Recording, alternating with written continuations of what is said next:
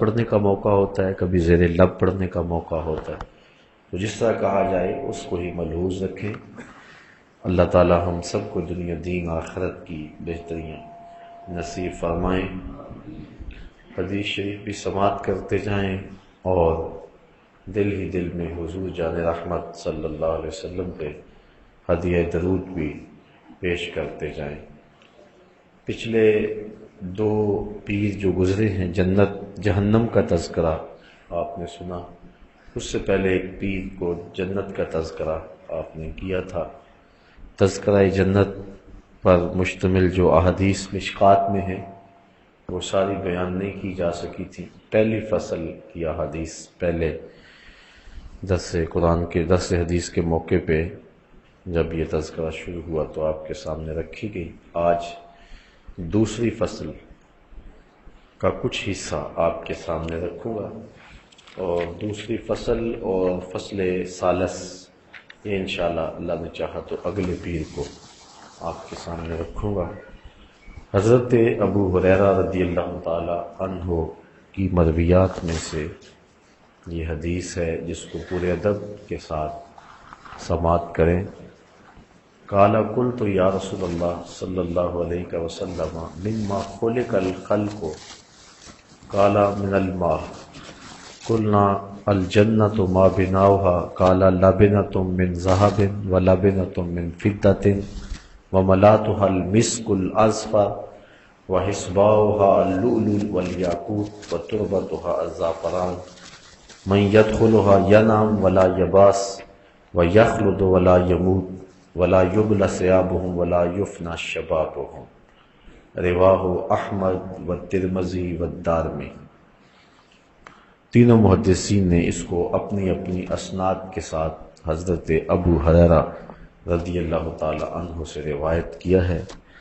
کہتے ہیں قلت یا رسول اللہ صلی اللہ علیہ وسلم مما خلق الخلق، کہ مخلوق کو کس شے سے پیدا کیا گیا۔ یہ حضرت ابو ہریرہ حضور سے سوال کرتے، عرض کی حضور مخلوق کو کس شے سے پیدا کیا گیا؟ قال من الماء، تو حضور نے ارشاد فرمایا پانی سے۔ اللہ تعالیٰ نے قرآن مجید میں بھی اس بات کو بیان فرمایا وَجَعَلْنَا مِنَ الْمَاءِ كُلَّ شَيْءٍ حَيٍّ، ہم نے ہر زندہ کی زندگی کا دار و مدار پانی پہ رکھا ہے، ہر ذی روح کو ہم نے پانی سے پیدا کیا ہے۔ آج اس دور کی جدید تحقیق یہاں تک پہنچی ہے کہ ہم نے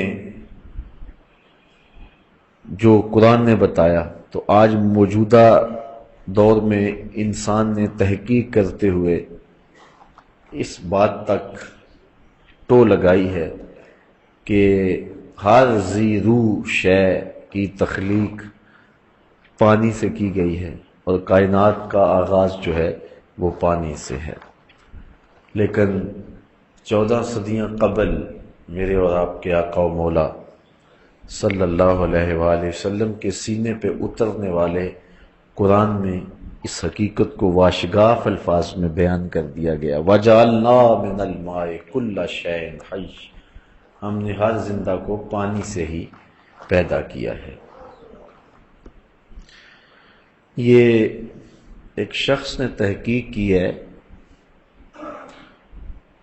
کہ یہ جو شہد ہوتا ہے، اس شہد کا رنگ کوئی بھی ہو، لیکن اس کو اگر دیکھا جائے تو اس رنگ میں آگے کئی رنگ ہوتے ہیں۔ اس نے تقریباً 20-25 سال کی محنت سے اس نتیجے پر وہ پہنچا ہے کہ شہد کا ایک رنگ نہیں بلکہ شہد کے کئی رنگ ہیں۔ بڑا خوش ہوا کہ مجھے یہ ایک بہت بڑا نقطہ مل گیا ہے۔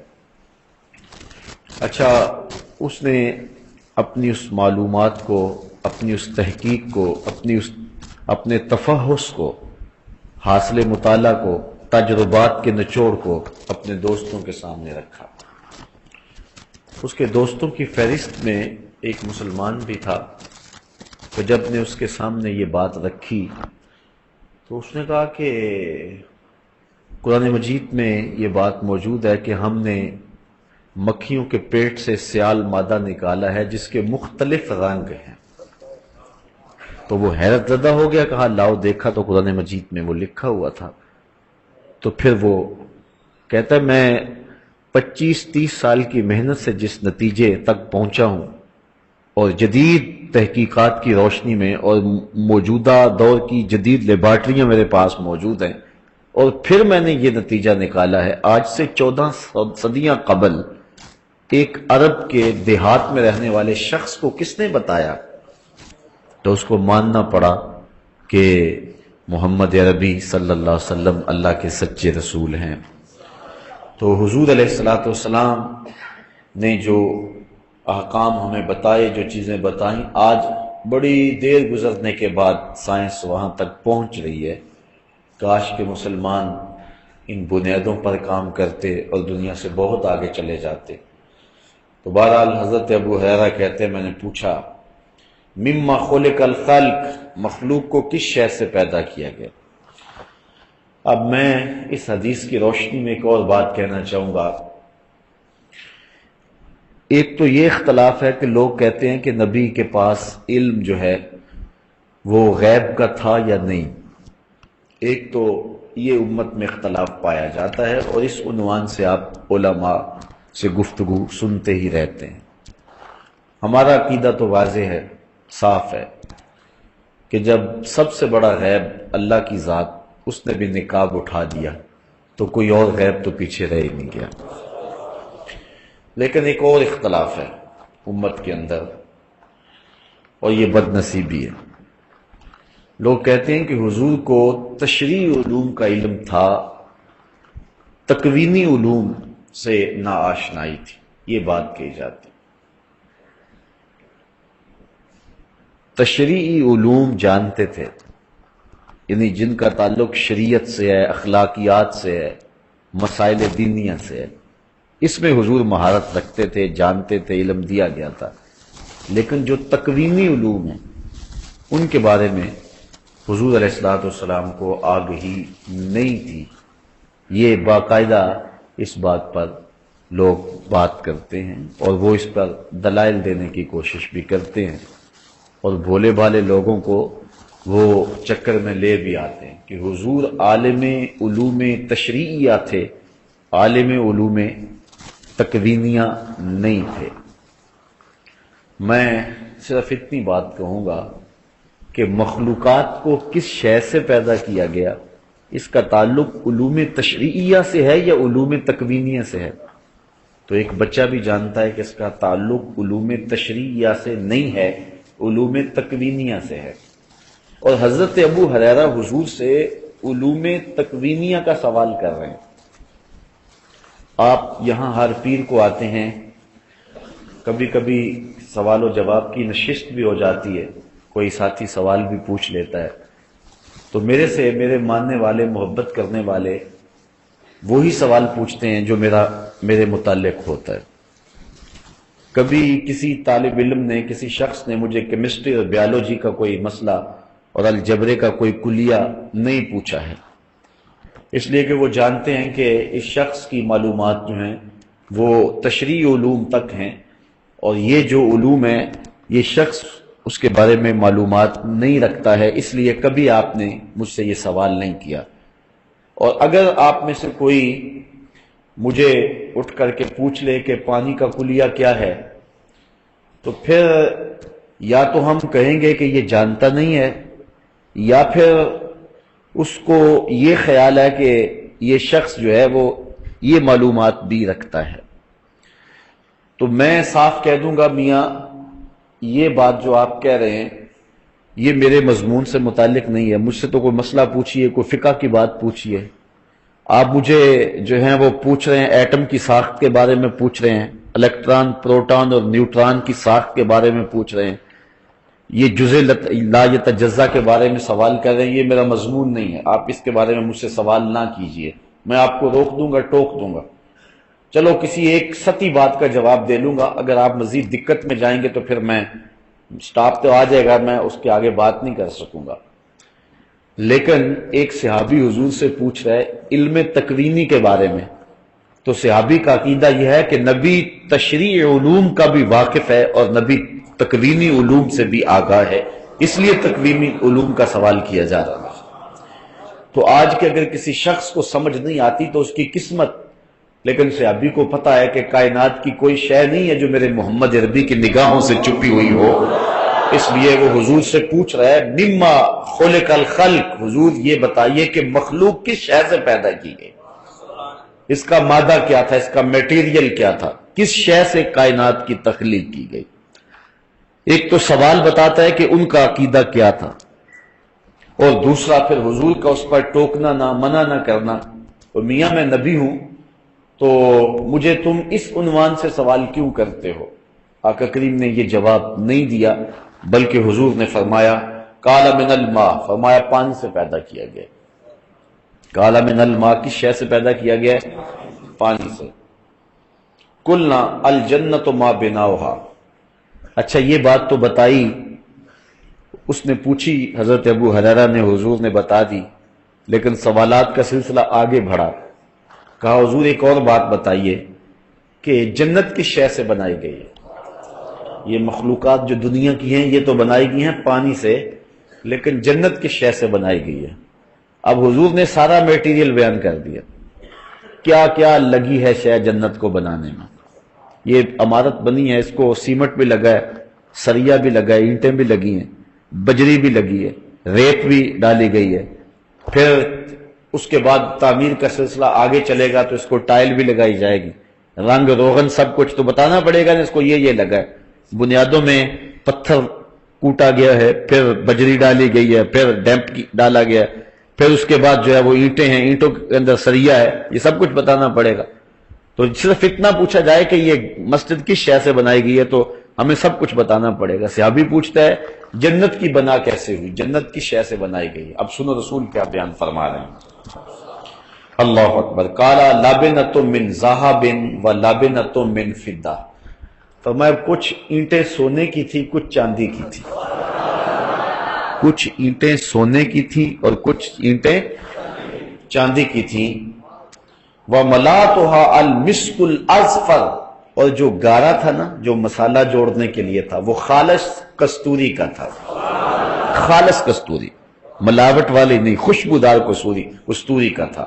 وَحَسْبَاؤُهَا اللُّؤْلُؤُ وَالْيَاقُوتُ، اور جو بجری تھی وہ موتی اور ہیروں کی تھی۔ یہ دیکھو جنت کی بنا حضور بیان کر رہا ہے، اس کی جو بجری ہے وہ موتیوں کی ہے اور ہیروں کی بنائی گئی ہے۔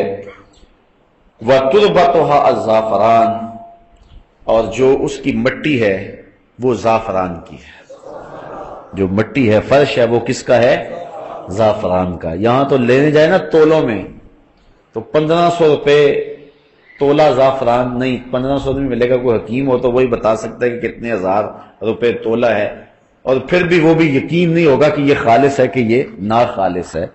لیکن جنت کی ساری زمین زعفران کی، اینٹیں سونے کی اور چاندی کی، گارا کستوری کا، اور اس کے اندر جو بجری ڈالی گئی ہے وہ ہیرے اور جواہر کی۔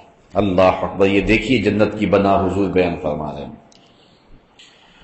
آگے فرمایا یدخلها من یدخلها ینعم ولا یباس، جو داخل ہوگا پھر وہ جنت کی نعمتیں پائے گا اور کبھی بھی وہاں بوڑھا نہیں ہوگا۔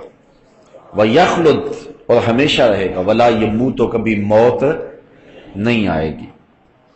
وَلَا يُبْلَى ثِيَابُهُمْ، کپڑے پرانے نہیں ہوں گے۔ وَلَا يُفْنَى شَبَابُهُمْ، جوانی ڈھلے گی نہیں، جوانی بھی قائم رہے گی، کپڑے بھی پرانے نہیں ہوں گے، بڑھاپا بھی نہیں آئے گا، موت بھی نہیں آئے گی، اور جنت سے نکالا بھی نہیں جائے گا۔ یہ کس شخص کو ملے گا؟ جو حضور کی نوکری کرے گا، جو حضور کی غلامی میں جیے گا، حضور کی غلامی میں مرے گا۔ یہاں تو کسی کی 2 کنال کی کوٹھی ہو نا تو وہ بہانے بتاتا پھرتا ہے کہ میں یار بڑے پیسے لگ گئے۔ کیا ہوا ہے؟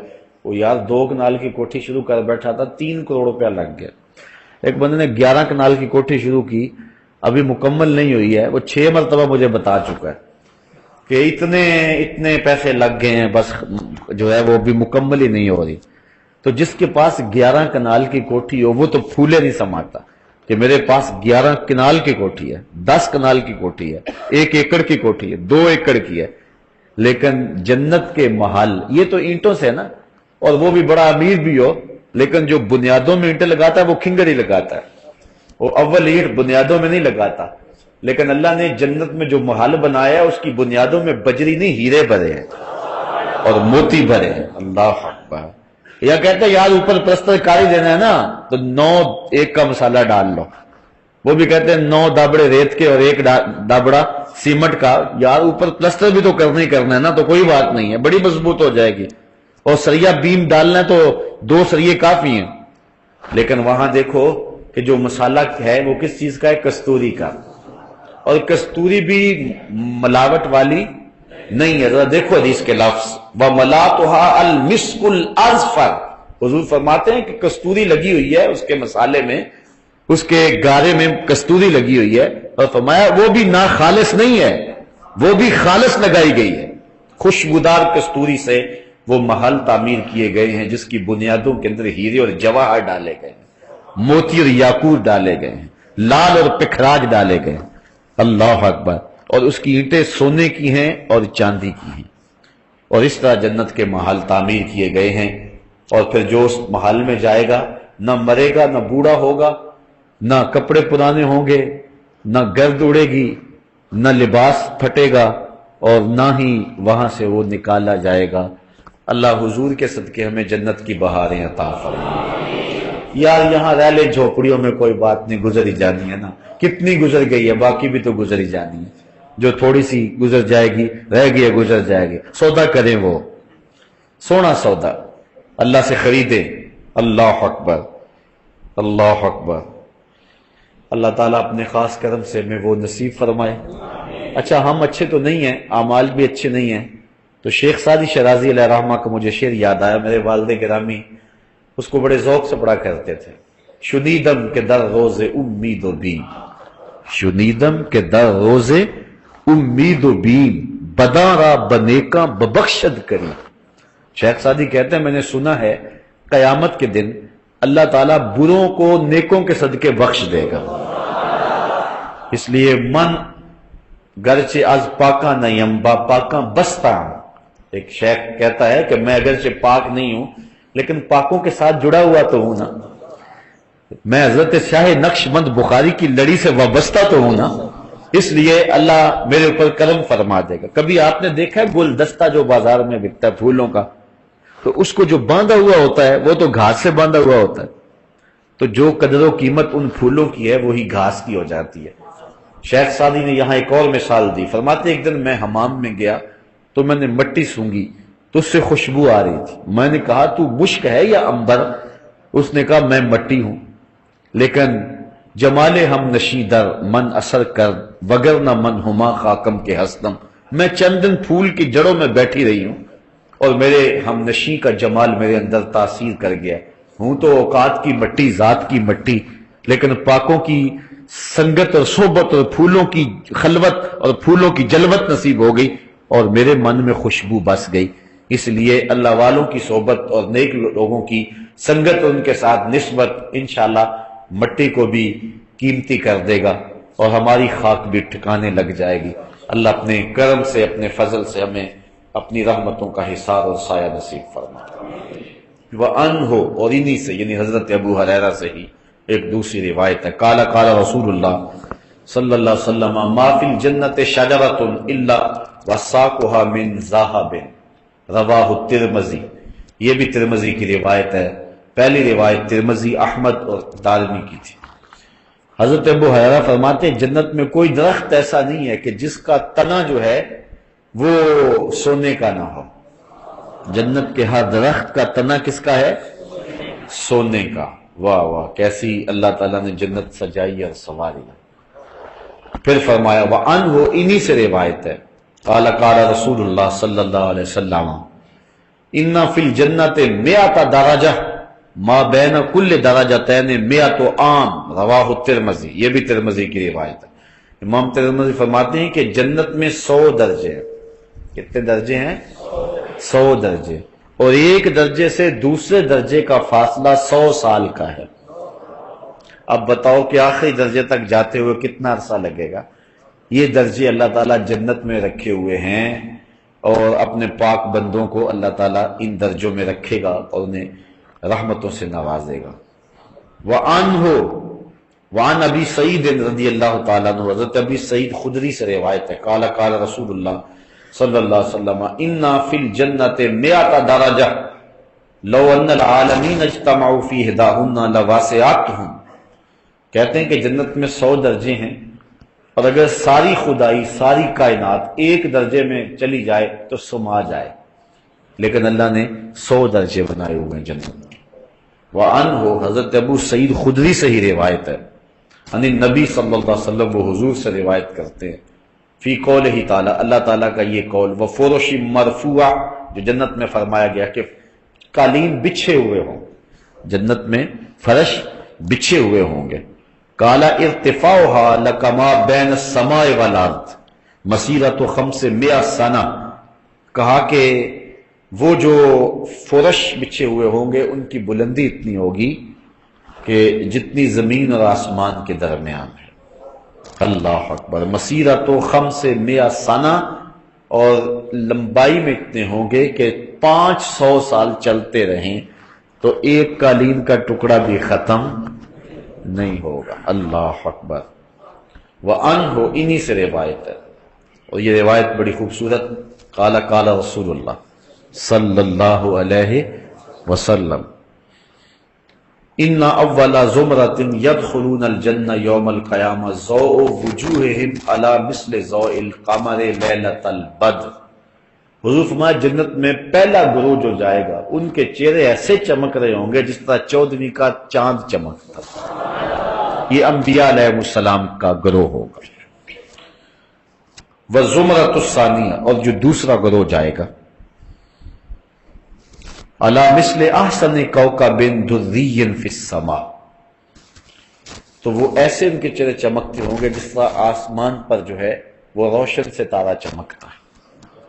لِكُلِّ رَجُلٍ مِّنْهُمْ زَوْجَتَانِ، اور ہر شخص کی مخصوص 2 بیویاں ہوں گی۔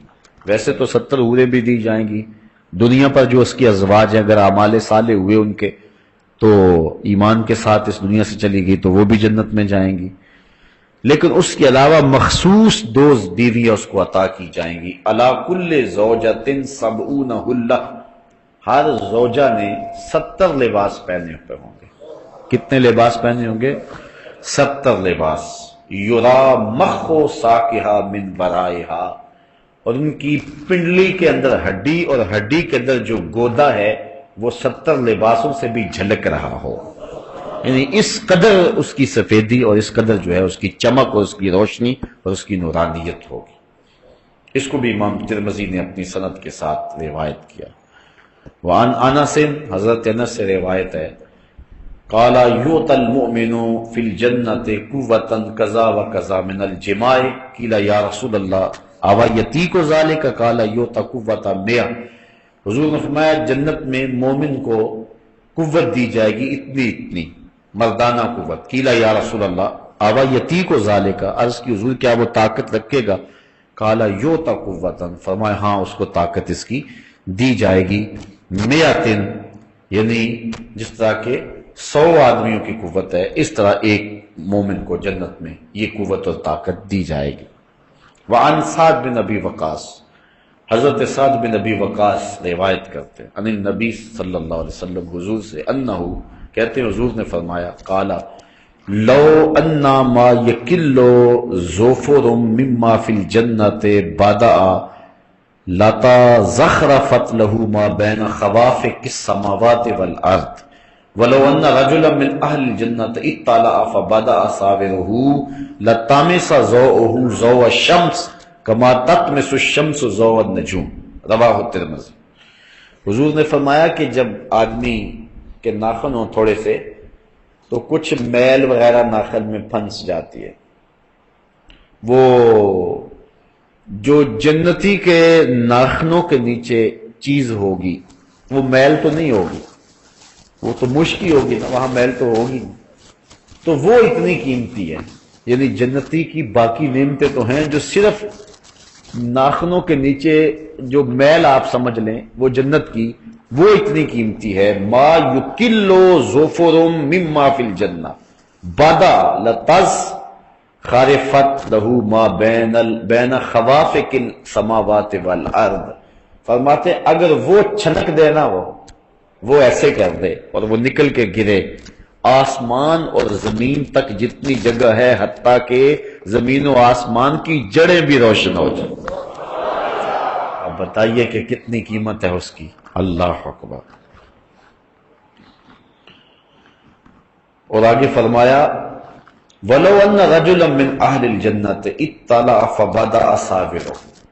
اور جنتی اگر اپنے کنگن ظاہر کر دے، یہ دنیا کے اوپر مردوں کے لیے لباس جو ہے زیور جائز نہیں ہے، صرف عورتوں کے لیے جائز ہے، مرد کو زیور کی ضرورت نہیں ہے. لیکن قیامت کے دن جنتیوں کو سونے چاندی کے کنگن پہنائے جائیں گے، آراستہ کیا جائے گا، رب ناز دیکھے گا.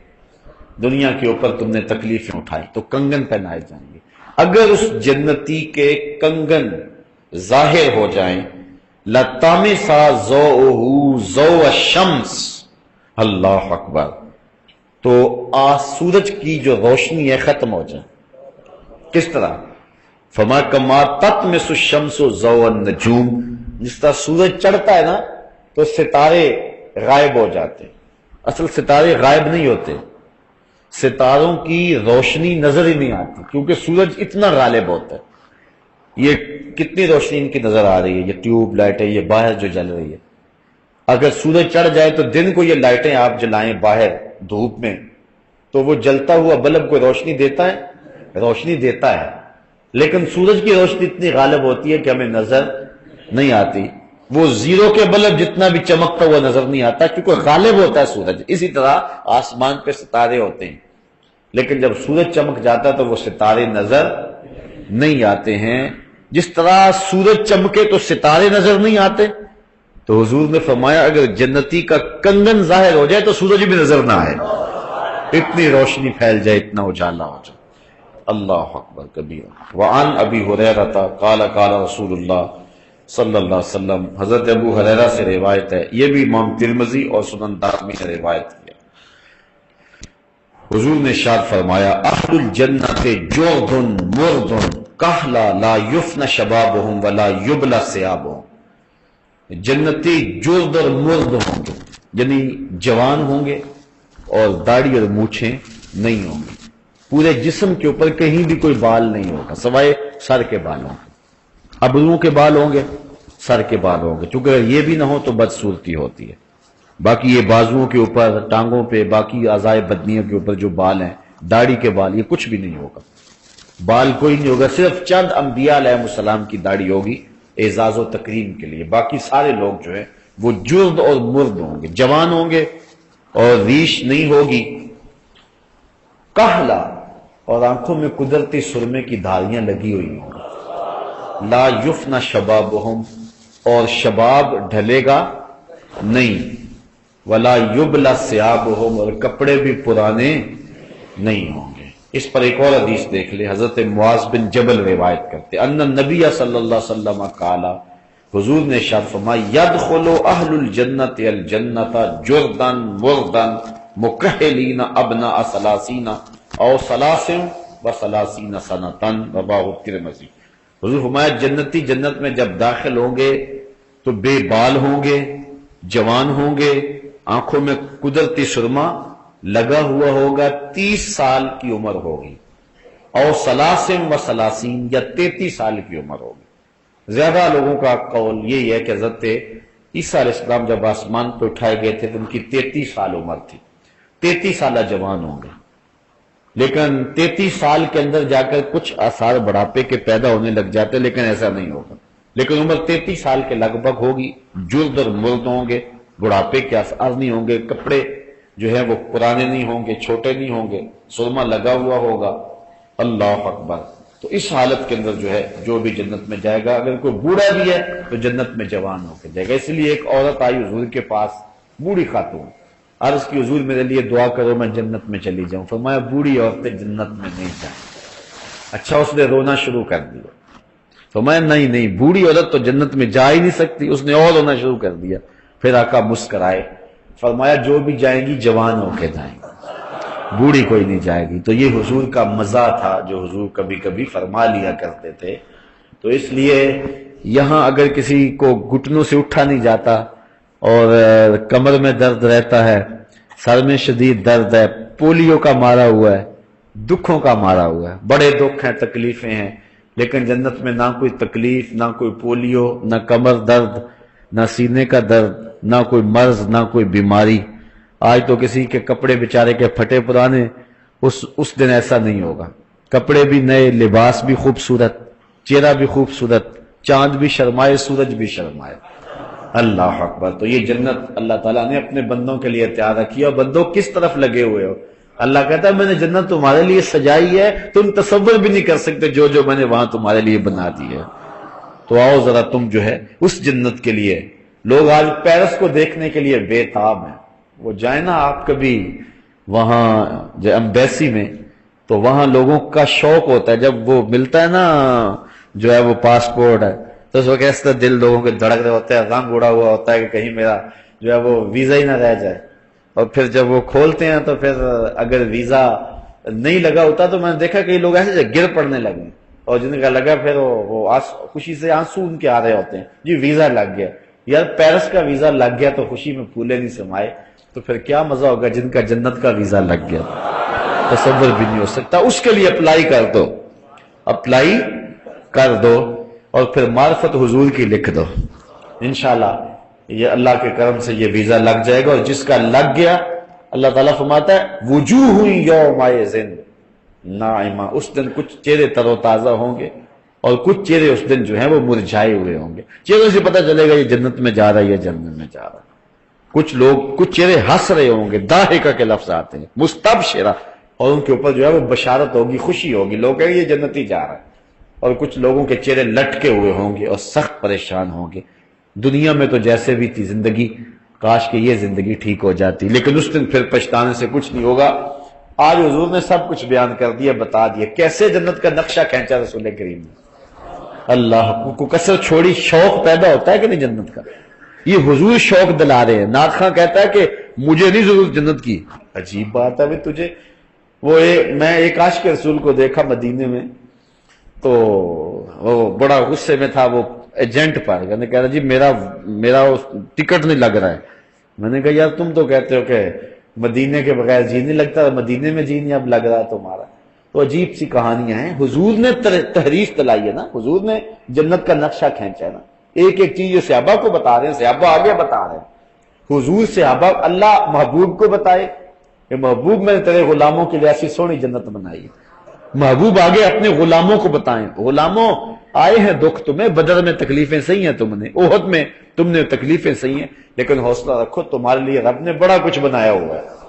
اور پھر صحابہ آگے تابعین کو بتائیں، تابعین آگے تبع تابعین کو بتائیں، وہ آگے پھر بتائیں، وہ آگے بتائیں، وہ آگے بتائیں۔ اچھا اب آگے کہتے ہیں ہمیں لوڑ ہی کوئی نہیں جنت کی۔ عجیب بات ہے، تمہیں نہیں ہوگی، ہمیں تو بڑی لوڑ ہے، ہم تو جائیں گے جنت میں انشاءاللہ، ہمیں تو آرزو ہے، اس لیے کہ ہمارے آقا بھی تو جنت میں ہی ہوں گے نا، اس لیے حضور بھی وہاں ہوں گے۔ حضرت شیخ شہاب الدین سہروردی سے آپ کے ایک مرید نے سوال کیا۔ مرید پوچھتا ہے حضرت کہ اس دنیا میں سب سے افضل جگہ کون سی ہے؟ شیخ فرمانے لگے بیٹے وہی جگہ جہاں حضور تشریف فرما، یعنی مدینے کی وہ مخصوص جگہ جہاں جلوہ فراز۔ تو کہا پھر ہم جنت کی آرزو کیوں کرتے ہیں؟ ہم جنت کی آرزو کیوں کرتے ہیں؟ شیخ نے نہیں کہا کب ہم کرتے ہیں، اساں جنت کی کرنی ہے، شیخ نے نہیں کہا۔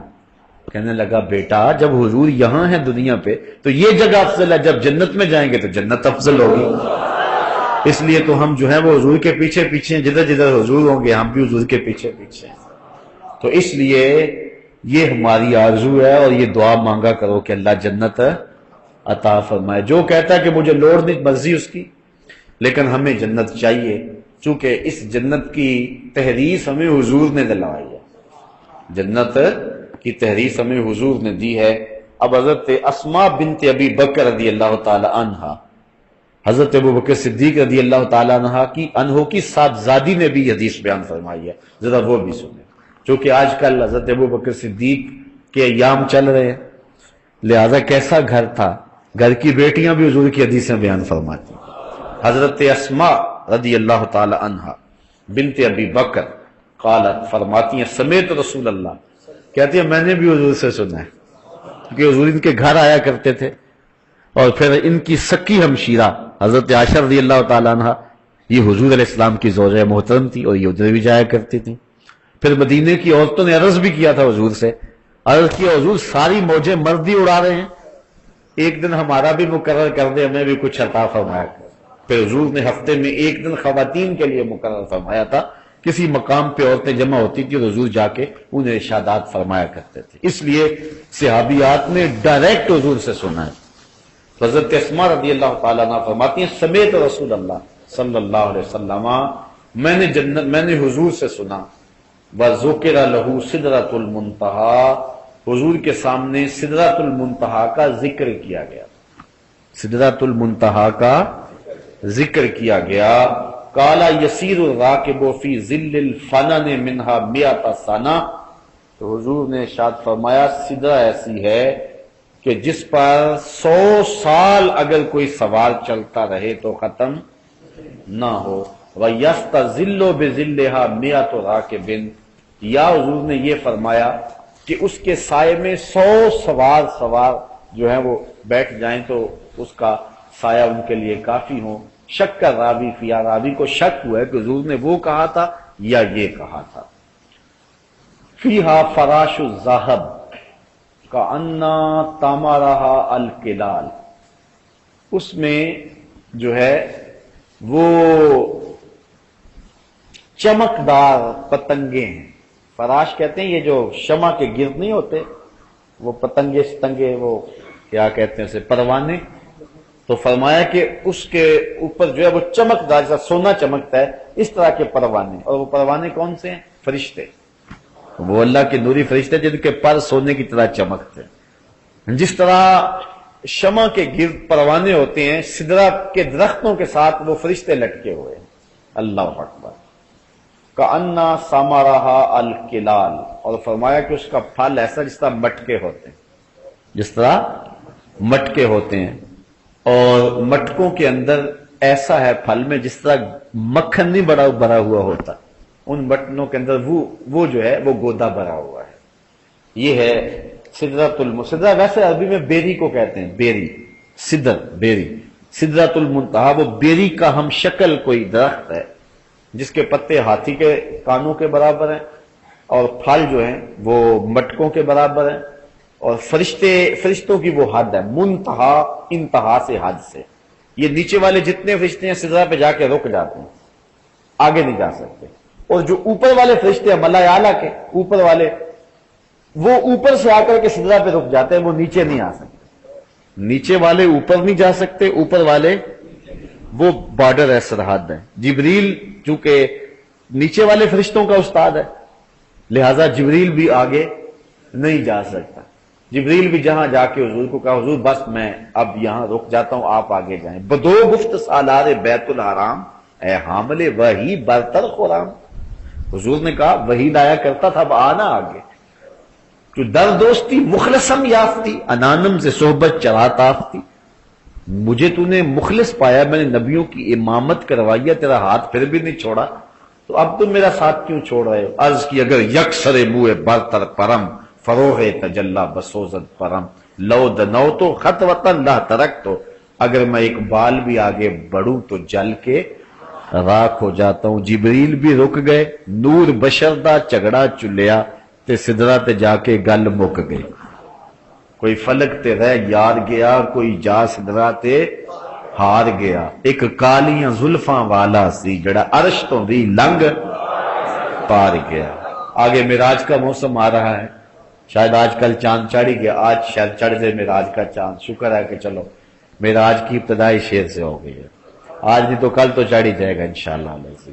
تو انشاءاللہ اس شیر کو یاد رکھیں، کوئی فلک تے رہ یار گیا، کوئی جا سدرہ تے ہار گیا، ایک کالیاں زلفاں والا سی، ایک سونے چہرے والا سی جڑا عرش تو بھی لنگ پار گیا۔ پھر کہاں تک گیا؟ اعلیٰ حضرت سے پوچھئے، خرد سے کہہ دو کہ سر جھکا لے، گماں سے گزرے گزرنے والے، یہاں خود پڑے ہیں جہت کو لالے، کوئی کیا بتائے کدھر گئے تھے، سراغ عین و متا کہاں تھا، نشان کیف و الا کہاں تھا، نہ کوئی ساتھی نہ کوئی راہی، نہ سنگ منزل نہ مرحلے تھے، کمان امکان کے جھوٹے نکتوں تم اول و آخر کے پھیر میں ہو، محیط کی چال سے تو پوچھو کدھر کو آئے کدھر گئے تھے، وہی ہے اول وہی ہے آخر وہی ہے ظاہر وہی ہے باطن، اسی کے جلوے اسی کو ملنے اسی سے اس کی طرف گئے تھے، کمان حیرت میں سر جھکائے عجیب چکر میں دائرے تھے، کہاں تک گئے جہاں کسی کا گمان بھی، کوئی حد ہے ان کے عروج کی، بلغ العلاب کمال ہی۔ تو حضور نے ارشاد فرمایا کہ وہاں اس کے سدرۃ المنتہا کے جو پھل ہیں وہ مٹکوں کی طرح، چاٹیوں کی طرح، اور ان کے اندر مکھن جس طرح بھرا ہوا ہوتا ہے اس طرح کا گودا ہے۔ وعن انس، حضرت انس سے روایت ہے۔ اچھا، صحابہ پوچھتے گئے، حضور بتاتے گئے، چھڑا تھا نا تذکرہ جنت کا، تو صحابہ پوچھتے رہے، سئل رسول اللہ صلی اللہ علیہ وسلم، صحابہ سے پوچھا گیا، حضور سے پوچھا گیا، مل کوثر، حضور یہ کوثر کیا ہے؟ انا آتینک الکوثر جو کہا گیا، یہ کوثر کیا ہے؟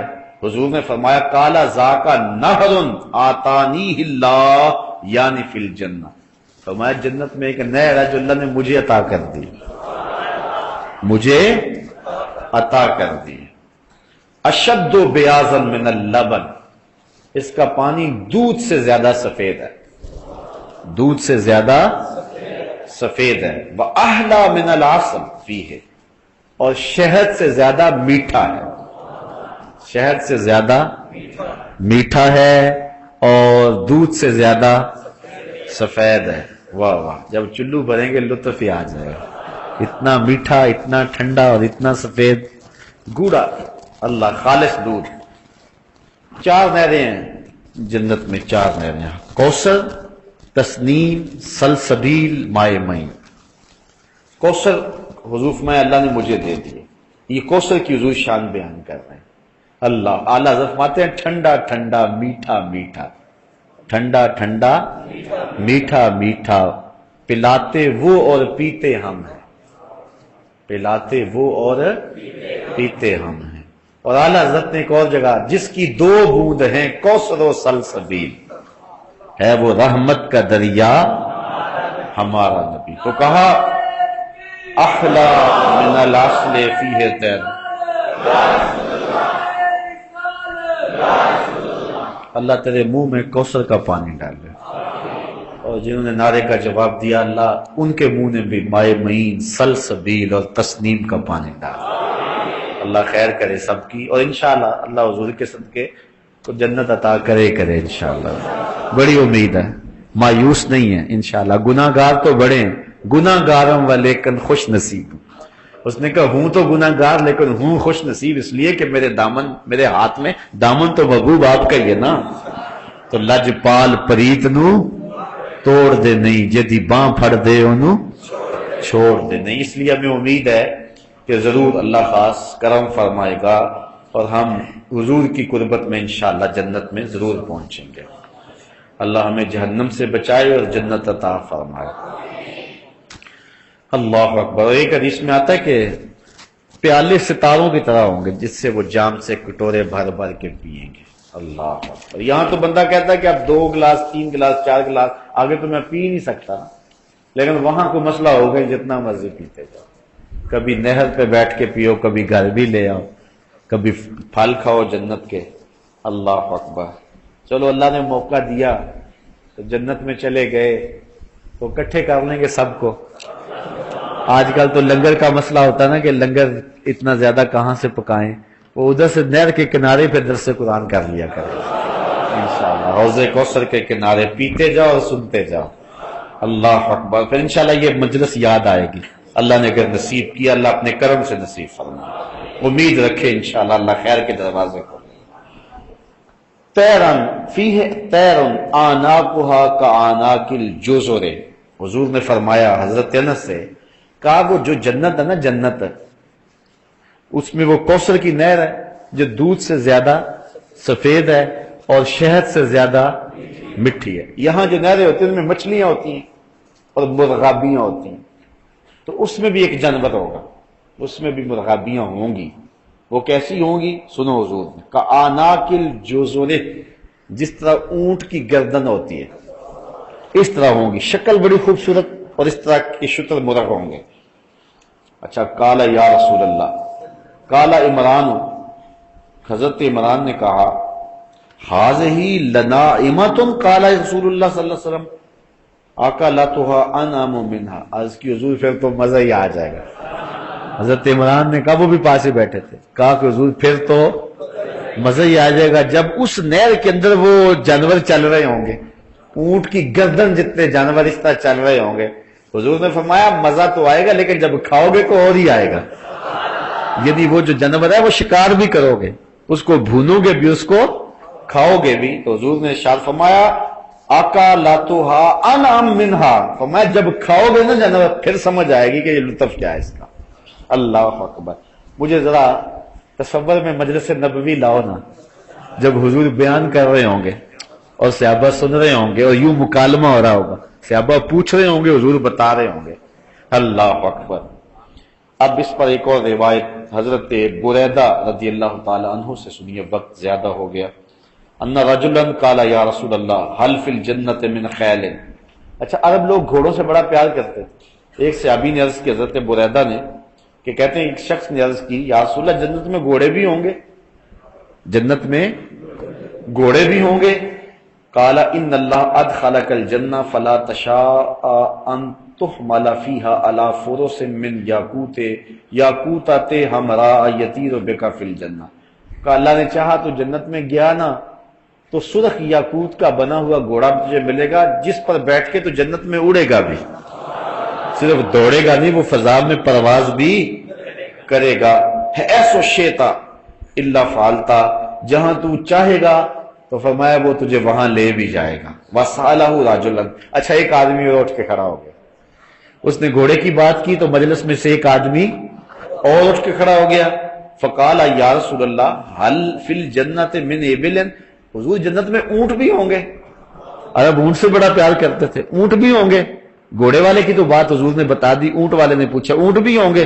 حضور نے ارشاد فرمایا، سنو، قال فلم یکن لہ ما قال لصاحبہ، اللہ اکبر، فلم یکن لہ ما قال لصاحبہ، جو گھوڑے والے کو حضور نے کہا نا وہ اونٹ والے کو نہیں کہا، حضور نے وہی جواب اس کو نہیں دیا، بلکہ کیا کہا؟ فقال ان یدخلک اللہ الجنہ، اگر اللہ تجھے جنت میں داخل کرے، یکن لک فیہا مشتہت نفسک ولذت عینک، حضور نے صرف یہ نہیں کہا کہ تیرے لیے وہاں جو ہے وہ اونٹ ہوگا، کہا اگر تو جنت میں گیا نا اونٹ کیا جو بھی چاہے گا ہوگا، جو بھی۔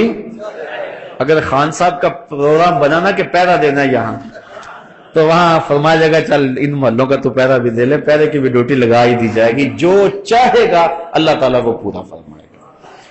اور اگر ان کا یہ جی چاہا کہ کوئی درس قرآن ہی ہو جائے اور میرے ہاتھوں میں چٹے ہوں اور میں ایک ایک دروازے کو کھٹکھٹاؤں تو پھر اللہ یہ آرزو بھی ان کی پوری کر دے گا انشاءاللہ۔ اللہ نے چاہا تو جنت میں گئے تو انشاءاللہ۔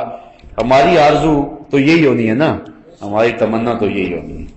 اس بات میں ایک اور روایت سن لیجئے، وعن ابو ایوب، حضرت ابو ایوب انصاری روایت کرتے ہیں، اتن نبی صلی اللہ علیہ وسلم عربی، ایک دیہاتی حضور کے پاس آیا، فقال یا رسول اللہ، کہنے لگا، اچھا دیہاتی حضور کے پاس آتے تھے نا بڑے بے تکلف ہوتے تھے، جو شہری صحابی تھے وہ ہر وقت چونکہ حضور کے پاس رہتے تھے آداب نبوت جانتے ہوتے تھے، جو دیہاتی آتے ہوتے تھے بس وہ سیدھی سیدھی بات کرتے تھے، آقا کریم علیہ الصلوۃ والسلام ان کی باتوں سے بڑے معزوز ہوتے۔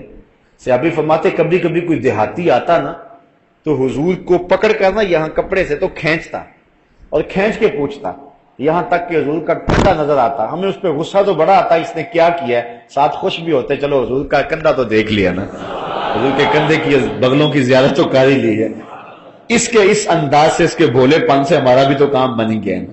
تو کہتے ہیں کہ وہ عربی آیا، دیہاتی آیا، فقال یا رسول اللہ انی احب الخیل افی الجنہ خیل، میں گھوڑوں کو پسند کرتا ہوں، تو کیا جنت میں گھوڑے ہوں گے؟ قال رسول اللہ صلی اللہ علیہ وسلم، حضور نے فرمایا ان ادخلت الجنہ، اگر تو جنت میں گیا، اوتیت بفرس من یاقوتۃ لہ جناحان، تو تجھے یاقوت کا بنا ہوا گھوڑا دیا جائے گا جس کے دو پر ہوں گے، جس کے دو، فحملت علیہ، تو تجھے اپنے اوپر سوار کر لے گا، ثم طار بک حیث شئت، پھر جہاں تو چاہے گا تجھے اڑا کے وہ لے جائے گا۔ اس کو بھی ترمذی نے روایت کیا ہے۔ اب ایک اور روایت سن لیجئے، باقی انشاءاللہ اگلے درس قرآن کے موقع پہ۔ حضرت بریدہ ہی روایت کرتے ہیں، یہ روایت بڑی ٹھنڈ ڈالنے والی روایت ہے، اور میرے والد گرامی رحمت اللہ تعالی علیہ بڑی کثرت کے ساتھ یہ روایت بیان کیا کرتے تھے، اور بڑے خوبصورت نکتے بیان کیا کرتے تھے۔ اب وقت سمٹ گیا، اب اس پر میں تھوڑی سی گفتگو کرتا ہوں۔ کہتے ہیں کہ حضور نے ارشاد فرمایا، قال قال رسول اللہ، کس نے ارشاد فرمایا؟ رسول اللہ نے، حضور نے ارشاد فرمایا۔ کیا ارشاد فرمایا؟ سنو، اہل الجنت عشرون و مئۃ صف، حضور فرمایا جنت میں 120 صفیں ہوں گی۔ کتنی صفیں ہوں گی؟ 120 صفیں ہوں گی بڑی لمبی، لاکھوں کروڑوں میلوں لمبی ہوں گی، لیکن ہوں گی 120۔ اچھا، سمانون منہا من ہذہ الامہ، ان 120 صفوں میں جو 80 صفیں ہیں، فرمایا وہ میری امت کے لیے ہوں گے۔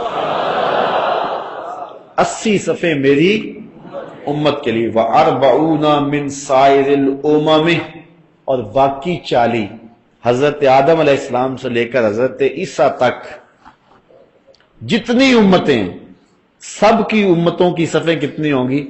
40۔ اور حضور کی اکیلی امت کی کتنی صفیں ہوں گی؟ جو پوری امت کو مشرک بنا دینے لگے ہیں، مجھے بتائیں وہ بھر لیں گے 80 صفیں؟ جو قبروں پہ گیا وہ بھی مشرک، جس نے نبی کا وسیلہ مانگ لیا وہ بھی مشرک، جس نے یا رسول اللہ کہہ دیا وہ بھی مشرک، جو پوری امت کو 14 صدیوں سے لے کر کے ان کے شرک کے فتوے سے کوئی نہیں بچتا۔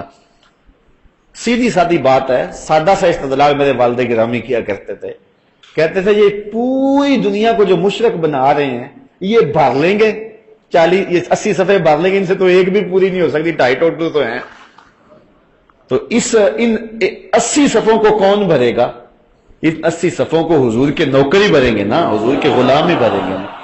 تو حضور نے فرمایا 120 صفیں کل ہوں گی، 80 صفیں میری امت کی ہوں گی، باقی 40 صفیں 1 لاکھ اور کئی ہزار نبیوں کی امتوں کی ہوں گی۔ اللہ اکبر، پیش حق مجدہ شفاعت کا سناتے جائیں گے، آپ روتے جائیں گے، ہم کو ہنساتے جائیں گے۔ وسعتیں دی ہے خدا نے دامن محبوب کو، جرم کھلتے جائیں گے اور وہ چھپاتے جائیں گے۔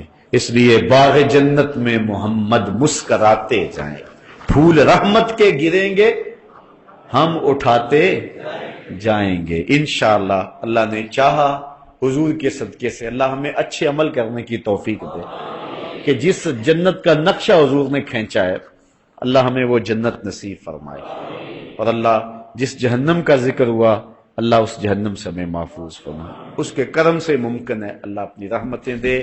وآخر دعوانا ان الحمد للہ رب العالمین۔ دعا سے قبل میں آپ سب لوگوں کا بصمیم قلب شکر گزار ہوں کہ پرسوں منعقدہ بیداری امت کانفرنس میں جس ذوق و شوق اور ولولے کے ساتھ آپ لوگ محبت برے قافلوں کو لے کر کے وہاں پہنچے اور ایک پیغام محبت سماعت کیا، اور پھر اسی محبت اور جذبے کے ساتھ واپس پلٹے۔